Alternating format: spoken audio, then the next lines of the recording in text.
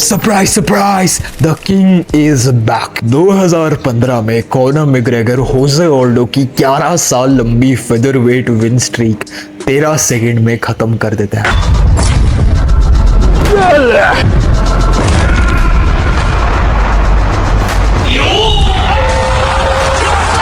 एक knockout victory over the dominant champion and Conor becomes the undisputed featherweight champion of the world. इससे पहले भी UFC में बहुत ही ज्यादा चैंपियंस रहे हैं, Jon Jones, GSP, Anderson Silva, जो कॉनर से कहीं गुना ज्यादा अच्छे फाइटर थे, तुम ये आर्ग्यूमेंट दे सकते हो। मगर कॉनर के पास एक ऐसी चीज थी जो इन लोगों के पास नहीं थी। That was his aura, that was his speaking ability, that was his charisma. You can see it here, and you have the courage enough to speak it. It will happen. He spoke like a guy from WWE, जैसे कोई promo cut हो रहा हो। हर एक opponent की बेइज्जती करना, witty replies देना, ये कॉनर को नेचुरली आता था। I'm already the face of the UFC. I'm already the face of boxing. I'm already the face of the WWE. And I'm already the face of Hollywood. Yeah! Right here, the hardest hitting 145 pound, the real hardest hitting 145 right here. This guy TKOs people. When I knock people out, they don't fucking move. They're like, who the fuck is that guy? Who the fuck is that? Yo, damn well who I am. Who the fuck is that? Without any PR team, he was the Mystic Mac. और इस time पे Connor सिर्फ featherweight champion नहीं था, he was the face of UFC. इस time पर ना boxing में इतना इंटरेस्ट था किसी को, ना UFC के दूसरे डिविजन्स में, सिर्फ सारा इंटरेस्ट था कॉनर मैग्रेगर पे। He became bigger than the sport itself. उनका नाम किसी सितारे की तरह चमका।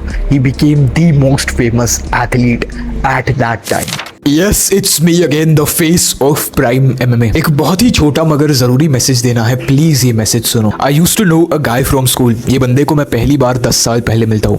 Let's call him A. A एक ऐसा बंदा है जो मेरा दोस्त नहीं है। I still would not call him a friend, क्योंकि ये मुझे बचपन से ही बहुत चिढ़ाता है for being fat। और मैं मोटा था, मुझे गायनो थी, मेरे पास 50 तरीके की प्रॉब्लम्स थी, जिसका ये बहुत मजाक उड़ाता है। और स्कूल के बाद भी मेरी A से दोस्ती बड़ी डिस्टेंट होती है, कुछ ये चीज़ों को मैं रिमेंबर करता हूँ। नाउ आई एम 20, ये चीज़ें जब मैं 10 साल का था तब से शुरू हुई थी। मगर रिसेंटली जस्ट 2 हफ्ते पहले मुझे पता लगता है कि ए की एक एक्सीडेंट में मौत हो गई है। And that broke me, because भले ही मैं वो बंदे को एडमायर नहीं करता था, भले ही मेरा उससे रिश्ता अच्छा नहीं था, मगर he was just 20 and passed away. मैं सोचता था कि यार मैं एमएमए का चैनल चलाऊंगा तो लोग कितना हंसेंगे, चंपू चंपकलाल एमएमए बना रहा है। जब मैं ट्रेन भी करता था ये चीज़ को, तब भी ये नहीं बनाया था, कुछ शर्म आती थी। मगर आफ्टर हिज डेथ मैं 2 दिन तक बहुत दुखी रहा। तीसरे दिन सोचा कि भाई कुछ तो करना है, ये चीज़ करनी है, बिकॉज एटलीस्ट मैं जिंदा तो हूँ। भले ही लोग गालियाँ देंगे, जो दे रहे हैं लोग, मगर गाली देने वालों से एडमायर करने वाले कई ज़्यादा हैं। I love you, we have reached 500 subscribers. MMA fighters की कहानियाँ शेयर करना मेरा पैशन है, और मैं हर वीडियो में कहता हूँ, आज भी कह रहा हूँ, ये चीज़ मैं इसलिए कर रहा हूँ जैसे मैं भी अपनी ट्रेनिंग, कोचिंग, किक बॉक्सिंग की अफोर्ड कर सकूँ। So please subscribe. और भी मेरी पर्सनल कहानियाँ, पर्सनल स्ट्रगल्स जाननी है और खुद की स्ट्रगल सॉल्व करनी है तो हमारा डिस्कॉर्ड सर्वर ज्वाइन करो, the fight club. Members are rising every single day. Enjoy the video forward. मगर भूलो मत कि Conor is still in the fighting business. अगर तुमने मेरी video rise of Conor part 1 और पार्ट 2 नहीं देखी है तो आई रिकमेंड कि तुम वो वीडियोस देख कर आओ। उनमें मैंने बताया कि कॉनर कैसे प्लम्बर की तरह शुरू करते हैं, मैनिफेस्ट करते हैं चैंपियन बनना यूएफसी में जाकर, और उसे कैसे अचीव करते हैं, होजे ऑल्डो को कैसे डिस्ट्रॉय करते हैं। ये वीडियो उसका नेक्स्ट पार्ट है, जब कॉनर अपने टफेस्ट कॉम्पिटिशन्स को फेस करता है और लाइफ में पहली बार हम्बल होता है, डिफीट फेस करता है। This is the rise of Conor McGregor. मैंने पहले भी कहा था कि कॉनर चाहे जितने भी फेमस हो जाएं, वो स्टिल फाइटिंग बिजनेस में है, और जितने ज़्यादा तुम इस बिजनेस में फेमस होते हो उतने ही तुम्हारे दुश्मन होता है। अब हमारे कॉनर से लड़ने के लिए दुश्मनों की लाइन लगने वाली थी, लेकिन इस बार फ़र्क ये था कि जो भी कॉनर से लड़ रहे थे वो भी फेमस हो रहे थे। Conor was the most famous athlete, जिसकी वजह से यूएफसी की हाईएस्ट टिकट सेलिंग एबिलिटी उसके पास थी। हर एक शो कॉनर मैग्रेगर शो बन रहा था, और यूएफसी का एक fighter Nate Diaz Michael Johnson को केओ करने के बाद कॉनर को कॉल आउट करता है। Conor McGregor, you're taking everything I work for. I'm gonna fight you. You know what's the real fight? What's the real money fight is me. Nate Diaz was a fighter जो Connor की style का पूरा opposite था। Connor was A sprinter जो पहले ही बहुत ज्यादा अच्छे अटैक्स करता है। Nate Diaz was like a marathon runner जो राउंड 5 में राउंड 1 से ज्यादा ऑफेंस लैंड करता था, जो थकता ही नहीं था, जिसके पास एक ग्रेनाइट चिन थी जिसे तोड़ना इम्पॉसिबल था।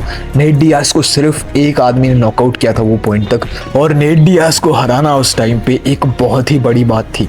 He had elite jiu-jitsu, elite striking, elite boxing, बस उनकी डिफेंस उनका सबसे बड़ा फ्लॉ था। लेकिन वो उस फ्लॉ को एक डिसएडवांटेज नहीं मानते थे। उनको पंचेस खाने में मजा आता था। वो पंचेस खाने के बाद ही फाइट में एंटर होते थे। जब तक उनका खून नहीं बहता था उनके अंदर का अच्छा फाइटर बाहर नहीं आता था। और यूएफसी को पता था कि ये फाइट कॉनर के लिए बहुत ज्यादा रिस्की है। हम अपनी सोने की अंडा देने वाली मुर्गी को ऐसे हारने नहीं दे सकते। नेट डियाज तो इसे आराम से हरा देगा। यूएफसी ने कॉनर को बुक किया against the 155 champion of that time, RDA. RDA एक सिंपल स्ट्राइकर थे, एक बहुत ही ज्यादा ऑर्थोडॉक्स फाइटर थे, मगर एक ग्रेट फंडामेंटल्स वाले फाइटर थे। यूएफसी ने देखा कि कॉनर इन्हें इजीली बीट कर सकता है। ये स्टाइल कॉनर के लिए ज्यादा सेफ है और ये फाइट बुक होती है, मगर अनफॉर्चुनेटली आरडीए का पैर फाइट से पहले टूट जाता है। 2 वीक पहले कॉनर की फाइट कैंसिल होने वाली होती है। तब नेट डियाज शॉर्ट नोटिस पर डेना को कहते हैं कि let me fight Conor, let me save the card. और डेना कॉनर से भी पूछते हैं कि तुम नेट डियाज से लड़ोगे, इसने तुम्हें कॉल आउट किया है, कितनी डिसरिस्पेक्ट की है। Then Conor says I would fight anyone any fucking day. Conor को फर्क ही नहीं पड़ता था कि सामने कौन है। ये टाइम पर स्टिल कॉनर अपने मेंटल और फिजिकल प्राइम पे थे, मगर एक मिस्टेक उन्होंने ये की कि ये फाइट के लिए उन्होंने बिल्कुल भी वेट कट नहीं किया। कॉनर को कहा गया कि नेट डियाज तुमसे 155 पर नहीं लड़ सकता, 160 या 165 की न्यू वेट क्लास क्रिएट करनी पड़ेगी। तब कॉनर ने कहा ऐसा कुछ करने की जरूरत नहीं है, I will fight Nate Diaz at 170 pounds. At that time Conor had an elite self belief. इसे आज के टाइम पे लोग डिल्यूजनल कहेंगे, मगर एक फाइटर बनने के लिए ये एक बहुत ज़रूरी चीज़ है। Movement, good exercise, good music, good clothes, good food. These are the things I love. Competition. I love competition.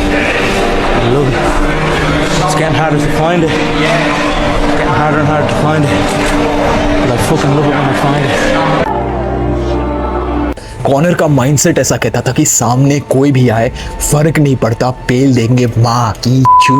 Nate Diaz ironically calls कि कॉनर मैग्रेगर स्टीरॉइड्स पर है, व्हिच इज क्रेजी, मगर ऐसा लगता तो था कि भाई कॉनर है स्टीरॉइड पे, सबको टच कर रहा है और वो केओ हो जा रहे हैं। इस टाइम पर एक जनरल कंसेंसस ये कहती थी कि अगर कॉनर ने नेट को टच किया और नेट गिरे तो फाइट खत्म, लेकिन अगर उन्होंने पंचेस को सर्वाइव किया, 2-3 राउंड तक फाइट ड्रैग हुई तो कॉनर खत्म। और इस टाइम तक कॉनर टेस्ट भी नहीं हुए थे ज़्यादा, उनकी इंड्योरेंस और ड्यूरेबिलिटी चेक नहीं हुई थी। सारी फाइट्स एवरेज बस 3 मिनट से पहले खत्म हो रही थी। And the night arrives and now it's time to play the game. Round 1 में Connor does what he does best.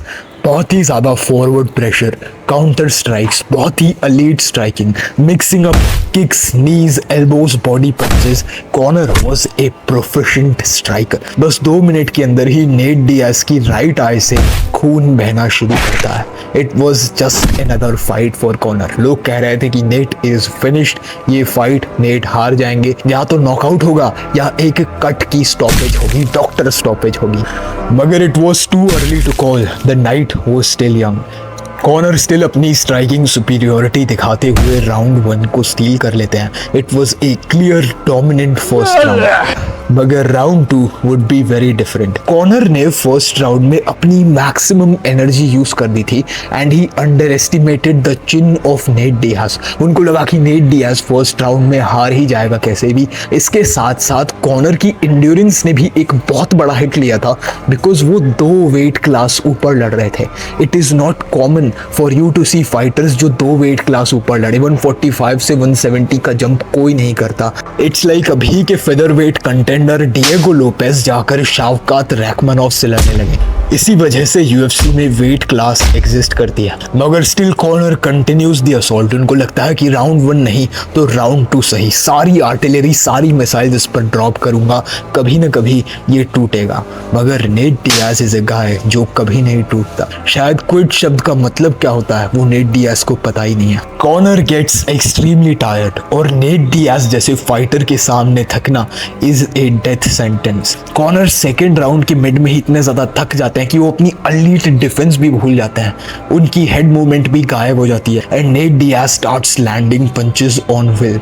Connor के चिन को बार बार हिट करना, कॉनर की बॉडी पर हिट करना एंड फाइनली एक जैब क्रॉस कॉम्बिनेशन के बाद कॉनर इज वॉबल्ड और यही कॉम्बिनेशन नेट 2 बार और रिपीट करता है। और इस टाइम पर कॉनर अपने यूएफसी करियर की दूसरी सबसे बड़ी मिस्टेक करते हैं। पहली तो हबीब से लड़ना था, दूसरी ये थी कि नेट डियाज को टेक डाउन करने की कोशिश करते हैं। और नेट डियाज का ग्राउंड गेम जिजित्सु बहुत ही ज्यादा रिस्पेक्टेड होता है। Conor was nowhere near as good on the ground as Nate Diaz. Nate ground and pound land करके कॉनर को चोक आउट कर देते हैं and the world couldn't believe their eyes. Conor McGregor, UFC's golden goose, the first ever mega star, submitted on the ground covered in his own blood. क्या देख लिया भाई हम लोगों ने, What the fuck did we just saw? मगर at that time Nate Diaz was the worst fight for Conor. Nate Diaz की weight class Connor से ज्यादा थी, उनकी रीच कॉनर से बड़ी थी और मोस्ट इम्पोर्टेंटली UFC में आने के बाद से ही कॉनर की पूरी स्टाइल एक बहुत ज्यादा प्रेशर बेस्ड स्ट्राइकिंग की रही है। लोगों को फेंस के पास ले जाना, किक्स और पंचेस लैंड करने के बाद एक लेफ्ट हुक मार के उन्हें नॉकआउट कर देना, उनकी मेजॉरिटी केओज ऐसे ही हैं, या फिर एक काउंटर स्ट्राइक मारना। मीनवाइल नेट डियाज एक ऐसे फाइटर है जिनकी चिन क्रैक होती ही नहीं।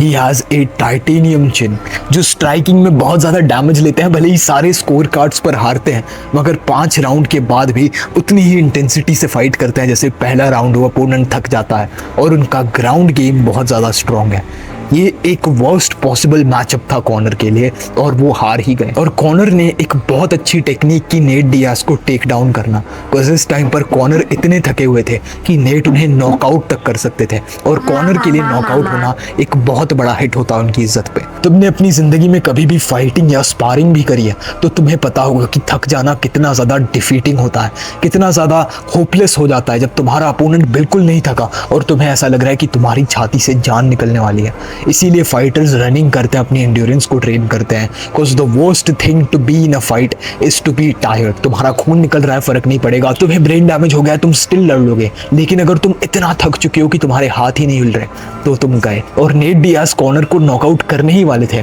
इससे पहले उन्होंने खुद टेक डाउन करने की कोशिश की, फाइट को रोकने की कोशिश की, मगर Nate was solid on the ground, a choke, a tap and Conor is defeated, the first ever defeat in UFC। ये फाइट का आउटकम, ये फाइट बुक होने से पहले ही डिसाइड हो गया था, कॉनर के UFC में आने से पहले ही डिसाइड हो गया था। ये फाइट का आउटकम जिस दिन नेट डियाज पैदा हुए थे उसी दिन डिसाइड हो गया था, because he fights like a street fighter character जो कभी थकता ही नहीं है, एक ज़ॉम्बी की तरह कॉन्स्टेंटली आता रहता है। You just shook up the world. How's that feel? Hey, I'm not surprised. Conor की पहली डिफीट के बाद सारे के सारे UFC contenders Tony Ferguson, Khabib जाग गए थे और कॉनर को हराने का गेम प्लान ढूंढ रहे थे। You know Conor's in New York right now, right? Like, what happens if the two of you see each other on the street? Fight. Fight in the street? Fight, of course. Not for money, just to fight? Of course, we're gonna fight. Who wins the street fight, you or Conor? No, I never lose fight in this. No matter where it is, you're gonna How many times he tapped? How many times? He's tap machine. Now you are the interim champion. Of course, Conor McGregor is the lightweight champion.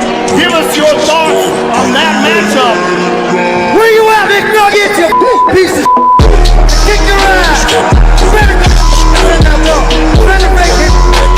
हर एक fighter call out करने लगा था Connor को, क्योंकि मैंने पहले भी कहा कि कॉनर भले ही कितने भी बड़े स्टार हो, he still in the fighting business, और यहाँ पर जितने तुम फेमस होते हो उतने ही तुम्हारे दुश्मन होते हैं। कॉनर को लोग कह रहे थे कि 145 पे वापस चला जाओ, होजे ऑल्डो से वापस रीमैच करे, मगर कॉनर की इज्जत दांव पर लगी थी। उन्होंने नेट डियाज के साथ एक रीमैच साइन किया। तो क्या फाइनली नेट डियाज को कॉनर हरा पाएंगे या अपने करियर की सेकेंड डिफीट भी नेट डियाज के हाथों लेंगे? ये हम डिस्कस करने वाले हैं Conor's rise to the top के लास्ट पार्ट में, जब कॉनर दुनिया को 2 बार शॉक करते हैं और UFC के मेगा स्टार से भी ऊपर सुपर डुपर स्टार बन जाते हैं और दुनिया को अपनी मुट्ठी में करते हैं। ये वीडियो अगर तुम्हें पसंद आई है तो प्लीज़ लाइक कर दो। अगर इस वीडियो पर 150 लाइक्स आते हैं तो मैं ये कॉर्नर सीरीज को डेफिनेटली कंटिन्यू रखूँगा। I love you all, God bless, I see you at the top. I became bulletproof. I became invincible here in my body. Now, Nothing can stop me. Not you can throw anything at me. There's nothing that can break my mindset. Nothing. I'm bulletproof.